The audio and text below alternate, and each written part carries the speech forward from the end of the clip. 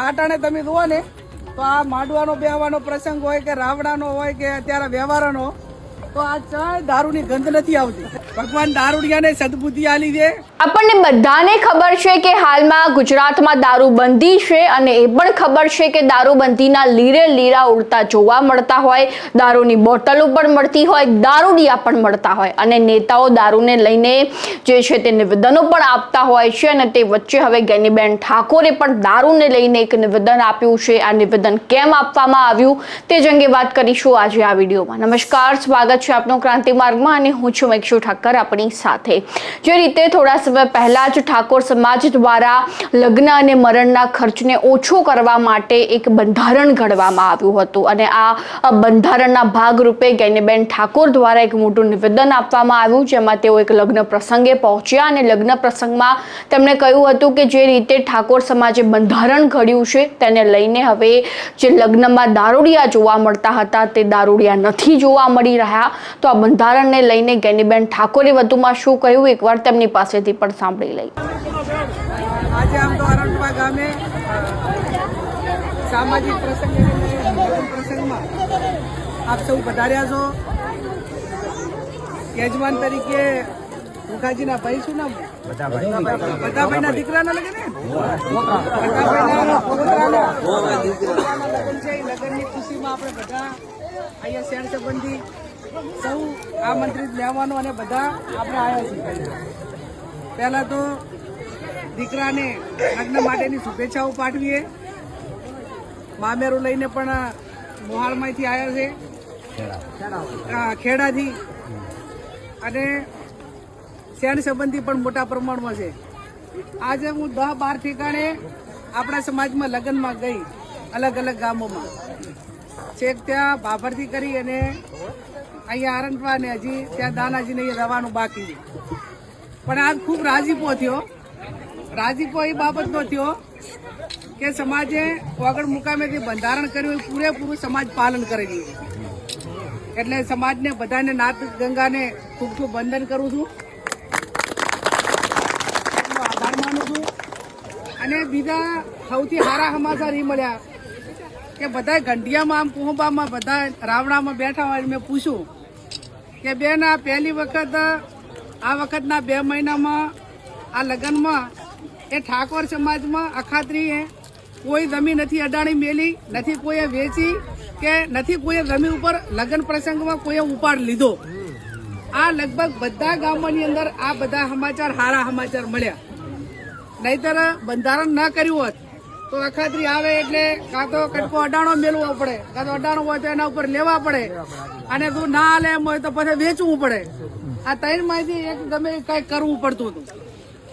પણ બધા બુદ્ધિજીવીઓએ સમાજે બધી સાથે મળીને આ સમાજનું બંધારણ ખૂબ સારું કર્યું છે. આપણે કર્યું એટલે બીજા સમાજોએ 7-8 સમાજોએ કર્યું અને એના કારણે વાતાવરણ પણ પૂરેપૂરું મળ્યું. અહીંયા એમને પાલન કર્યું ને આપણે પાલન કર્યું.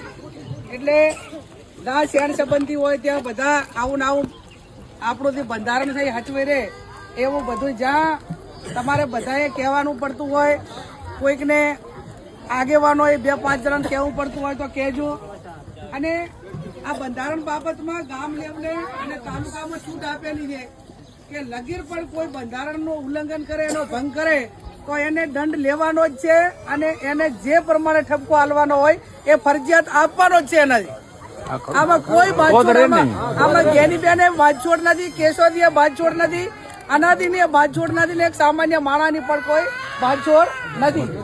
એટલે મહેરબાની કરીને કોઈ આજે સમાજે બંધારણ કર્યું છે એનો ચાહે ભંગ ના કરે એના માટે પૂરેપૂરી ખબર રાખજો. બહેનોનો પણ અમારે આભાર માનવો પડે અનાદિ, કે સૌથી વધારે તો કંટ્રોલમાં લેવું જ કાઢવું હતું. પણ છતાં એમને પણ એવું કર્યું કે સમાજનું સારું થાય છે, સમાજ દેવામાંથી નીકળે છે અને ખૂબ સારું થઈ ગયું છે તો અમારો ટેકો છે. કે મામેરાનું નામેરાનું દાગીનાનું નહીં તો બધું તો અમારે જ હોય ને, બધું વધારે.